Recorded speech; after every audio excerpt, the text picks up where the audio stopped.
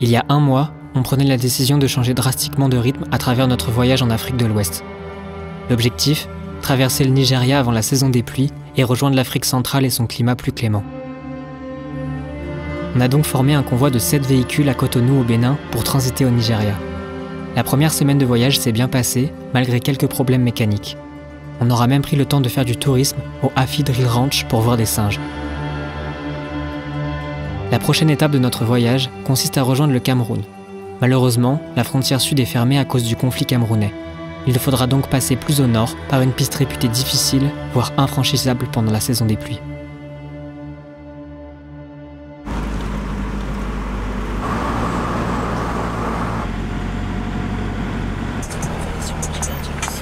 On a pris la route et on a enfin retrouvé la grosse route. Sauf que de nouveau, il y a des problèmes avec les véhicules. Aujourd'hui, c'est Ima et Antonio qui ont un jeu, un bruit, ils savent pas trop détecter ce que c'est. Donc on se fait une petite pause, voilà, check, mécanique, comme d'hab.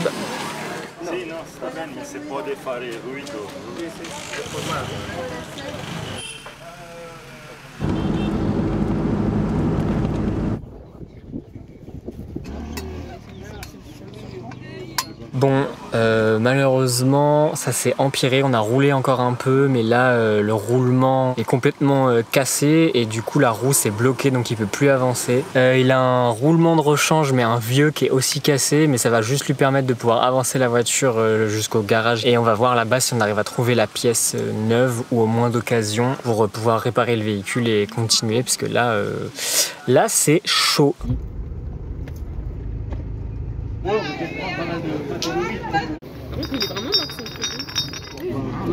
Ça j'ai fait déjà. La mission de la journée de trouver un roulement pour Antonio est faite. Il est 17 h, on n'aura pas fait autant de kilomètres que voulu, mais on a trouvé 2 roulements, donc un neuf et un d'occasion. Comme ça, on va mettre celui d'occasion parce qu'il est un peu mieux, et si jamais il casse, on aura toujours le neuf au cas où. On dort bien ce soir et on reprend la route pour attaquer la piste soit demain, soit après-demain.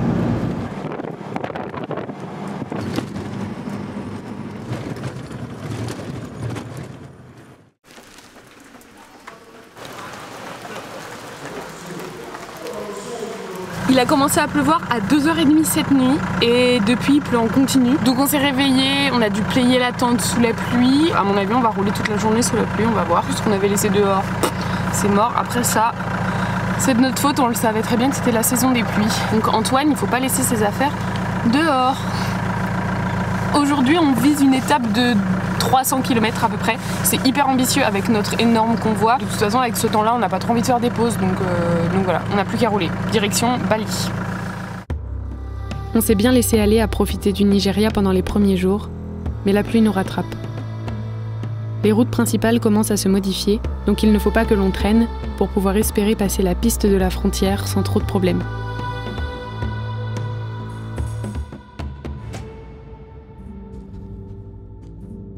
Bon, on a roulé toute la matinée. Là, on fait une petite pause, qu'il est midi et demi, 13h. Et après, on prend la direction de Serti. Finalement, on va aller plus loin que Bali, parce qu'on roule plutôt bien. Sophie, t'as quelque chose à dire? Waouh, super la team Romano. Et là, il y a une petite mise en scène, c'était... 34 km. Ouais. Voilà, On a une super équipe. Ouais. En fait, être nombreux, c'est trop bien. Ça apporte plein de choses hyper cool. On se retrouve le soir, on est content de se retrouver. Mais le problème, c'est que plus il y a de véhicules, forcément, plus il y a le risque qu'il y ait des problèmes. Des gens qui tombent malades, des problèmes mécaniques, des véhicules immobilisés. On n'avance pas très vite. Donc aujourd'hui, tout le monde va bien. On en profite pour rouler un maximum. Est-ce que c'est bon ou tu veux que je prenne la tête du convoi? Ouais, c'est bon, hein. Après tu vas passer, c'est bon, Olivia, elle est chatte de prendre la tête. Ok, bah c'est très bien comme ça.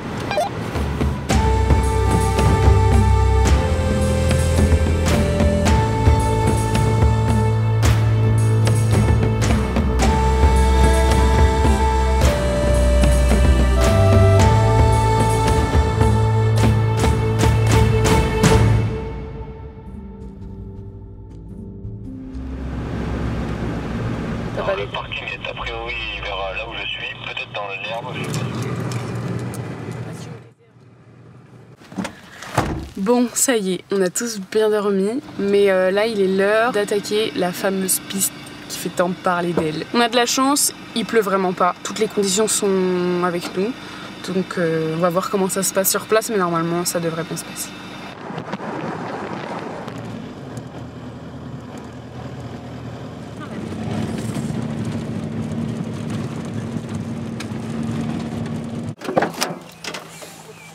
Nous sommes dans les montagnes. On est à 1500 mètres d'altitude je crois, donc on passe quelques cols, les routes sont incroyables et voilà, on est accueillis avec des grands sourires et plein de signes de la main comme ça fait trop plaisir. On profite de la piste et des paysages.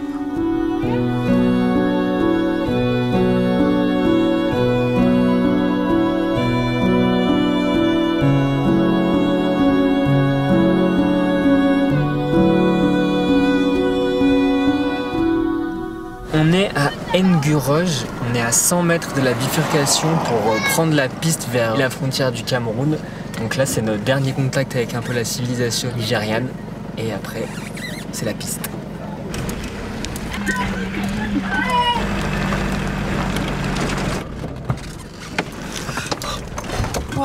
Attention doucement, au niveau des trous à la fin de la piste, c'est un peu mouligasse. Là on est avec un groupe à l'avant avec les 4x4, ça va, on passe bien. Mais là il y a tous les plus costauds derrière, un peu lourds et tout, donc on les attend parce que le petit passage technique qu'on vient de passer, pas sûr. Et surtout en bas il y a un pont en bois.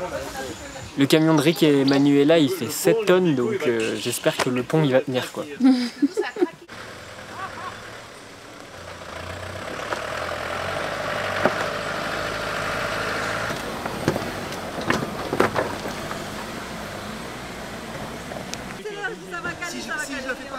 Mais on est bien, matin. Ouais, ça va, il faut juste qu'on prenne un peu d'élan sur les grosses côtes.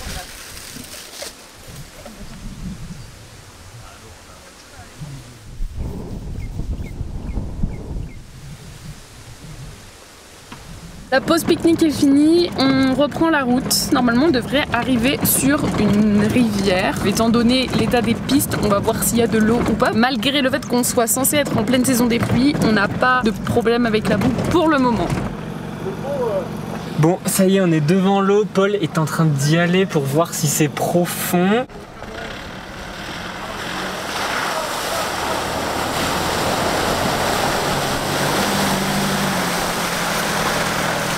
C'est bon, la rivière s'est passée nickel pour tout le monde. Finalement, il n'y a pas beaucoup d'eau. Du coup, ça annonce du bon pour les prochains passages de rivière qui apparemment sont un peu difficiles. Donc, c'est rassurant. On avance doucement et tous ensemble sur cette fameuse piste connue des voyageurs pour sa difficulté. Petit à petit, et au vu des conditions, on gagne confiance et on entrevoit notre arrivée au Cameroun. En attendant, on profite des paysages majestueux que la région du Taraba nous offre, avec ses prairies verdoyantes et ses forêts d'eucalyptus.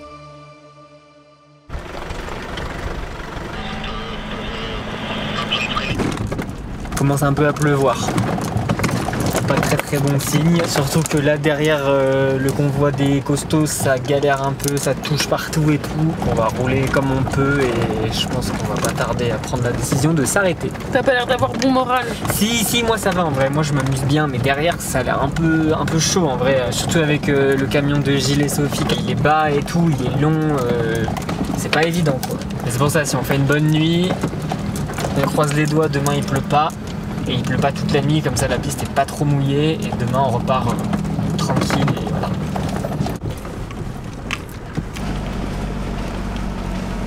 Facile, pas trop profond et pas beau.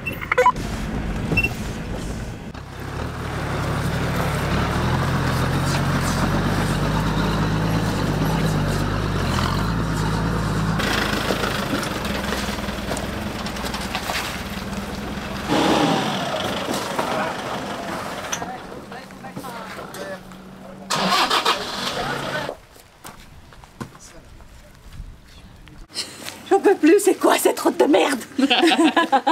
Bon, on est sur un passage un peu technique, en fin de journée en plus, donc bon, on est en train de refaire la route pour que tout le monde puisse passer. Il y en a qui ont bien tapé, on espère que les poids lourds vont passer sans trop d'encombre.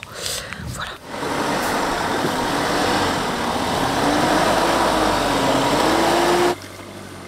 Ok, attention, voilà, au taille droit.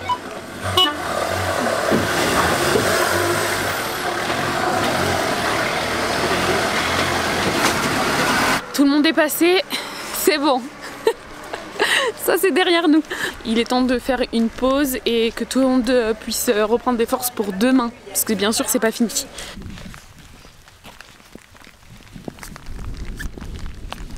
On se pose là ce soir? Ouais. Bon il pleut mais... On est en haut du monde là. Ça va être joli demain. Mais si y a un orage cette nuit, on est au pire endroit par contre. Ouais, mais on aime ça. À la piste du coup. Tu vas me juger là. C'est le premier freelander, pareil.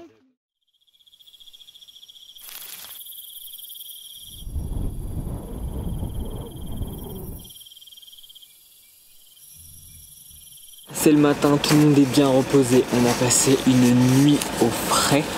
Ça a fait du bien à tout le monde. Donc là, c'est reparti. Il nous reste 100 km et 100 km sur la piste hyper défoncée, bah, c'est long. Donc on va avancer comme on peut. On espère qu'il ne repleuve pas pour pouvoir avancer toute la journée, quoi. Let's go.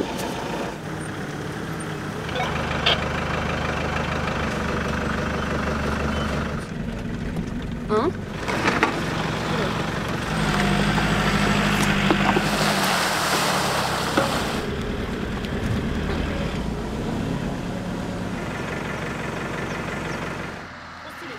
Bon, Paul et Olivia viennent de se tanker dans les trous de boue. Comme ça? On est posés comme des merdes sur la plaque.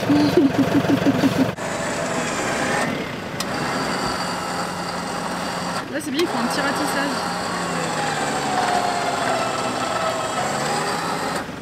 Yes! Facile.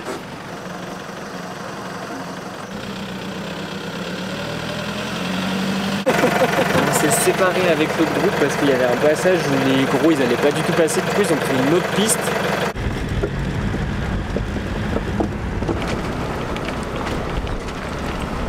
On a très bien avancé ce matin. On a passé le village de Mayo Ndaga et depuis la piste est vraiment en meilleure forme quoi, donc ça fait qu'on avance bien.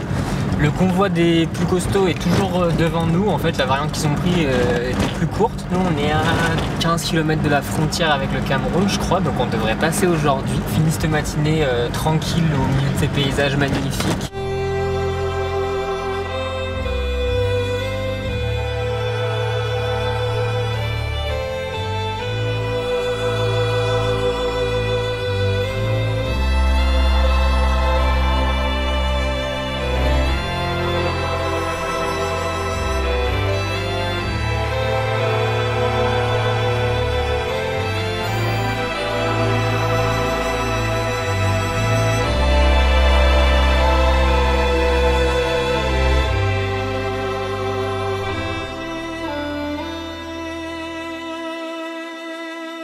Ça y est, on a rejoint le convoi des autres. On a un petit gué à passer là parce qu'il y a un pont en construction qui n'est pas terminé. Oui, ok. Rectification, c'est un point. C'est chaud, hein. Ok.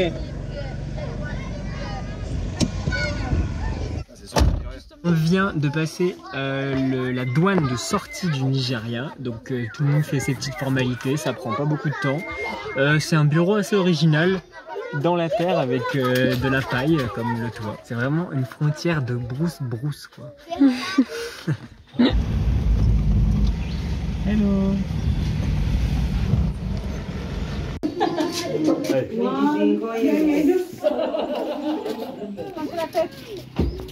My friend. My friend.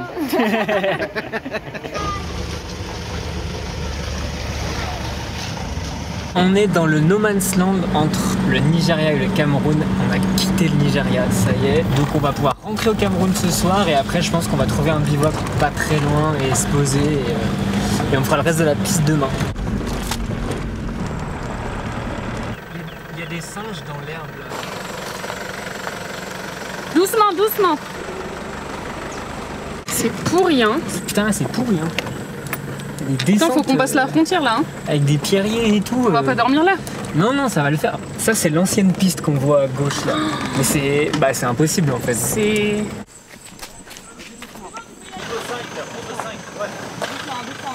c'est fou, la piste est vraiment pourrie. Là, Paul, il s'est posé, t'as vu ou pas? Ouais. Il s'est posé, il était sur le trapèze, posé, il était bloqué. Ah ouais, c'est bien. Vas-y, tu vas monter sur ta glace. Arrière droite. Continue là-bas. Là, tu passes là, sur ces cailloux là. Viens vers moi, après tu braques un peu. On repart? Il faut qu'on fasse de la place là, parce que du coup, il y a tous les autres véhicules qui arrivent et donc il faut qu'on libère la place en bas. Ça devient sportif là. Vas-y, vas-y, vas-y!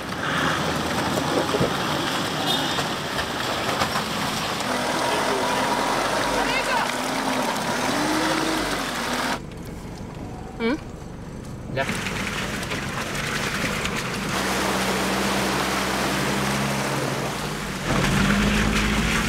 Ah oui, c'est après que c'est de la merde. Ouh là là, il va toucher un peu. Une fois tout le monde sorti d'affaires, on arrive à l'entrée du Cameroun et plus particulièrement au poste de douane. On discute un peu avec les gens du village, puis on se dirige vers le douanier pour réaliser les formalités d'importation des véhicules. Dans cette région reculée, les touristes sont rares. On est alors un peu l'attraction des enfants du village. On se dirige ensuite vers le bureau de la police de l'immigration pour montrer nos visas du Cameroun. On est reçus chaleureusement et les procédures sont rapides. On reprend la route sur une piste assez bonne à la recherche de notre spot de bivouac pour la nuit. Ça y est, on est arrivé au bivouac de ce soir. On s'est posé au bord d'une rivière. Tout le monde est mort là. Le groupe qui était un peu derrière nous a fini par se planter dans le dernier bourbier qu'on a passé. Ils ont mis 1 heure à sortir et tout. On est éclatés, mais ça y est, on est au Cameroun. On a fait tout ce Nigeria, on est sorti d'Afrique de l'Ouest. Et ça y est, là on est en Afrique centrale, on est trop contents. Ça y est, c'est notre dernier jour de piste si tout se passe bien. Le but aujourd'hui c'est de rejoindre Bagno, donc la première grosse ville du Cameroun. Et puis ensuite je pense qu'il y aura des chemins qui vont se séparer. Là on est quand même à 7 véhicules. Je pense qu'il y aura quelques au revoir peut-être à la fin de la journée ou demain, on verra.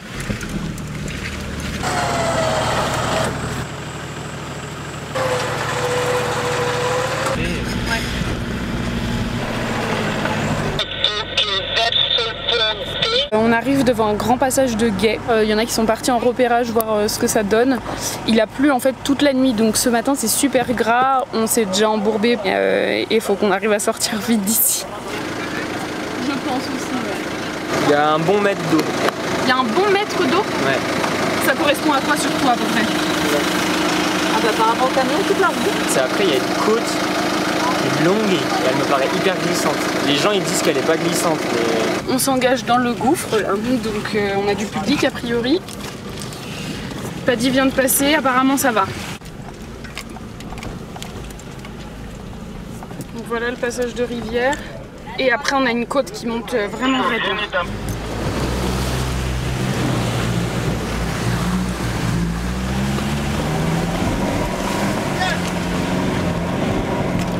Oh, ça m'a fait monter là. Ça va?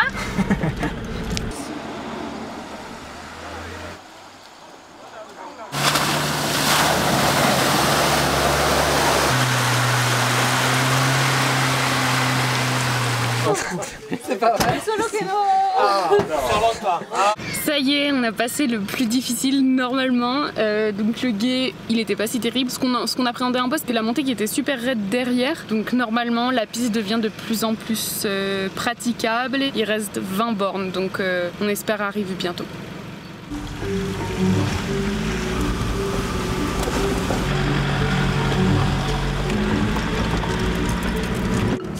On arrive à Bagno. C'est la fin de cette magnifique piste un peu technique. C'est fou, c'est la fin là. On arrive enfin au Cameroun et donc en Afrique centrale. Les grandes jungles équatoriales sont toutes proches de nous et on est super excités à l'idée de s'y rendre. Le chemin était long et pas toujours évident, surtout sur les derniers kilomètres. Mais on y est arrivé avec notre convoi de 7 véhicules et de 14 voyageurs. C'était si loin lorsque l'on a pris la route 20 000 km plus tôt. L'Équateur est à seulement quelques pas et on s'apprête à enfin le franchir. 9 mois et 11 pays après ce grand départ, on réalise que l'on approche du centre de l'Afrique et aussi du milieu de notre voyage. Ça nous semble complètement fou d'être arrivé jusqu'ici. Le chemin est encore long et on est un peu perdu à l'idée de devoir choisir un itinéraire. Dans quel pays et combien de temps? Dans tous les cas, on est super fiers de ce que l'on a déjà parcouru, vu, appris et des rencontres que l'on a faites sur la route. On est aussi très heureux de pouvoir vivre ce rêve qui est le nôtre. Merci à vous de suivre notre aventure et d'une certaine manière de la vivre avec nous.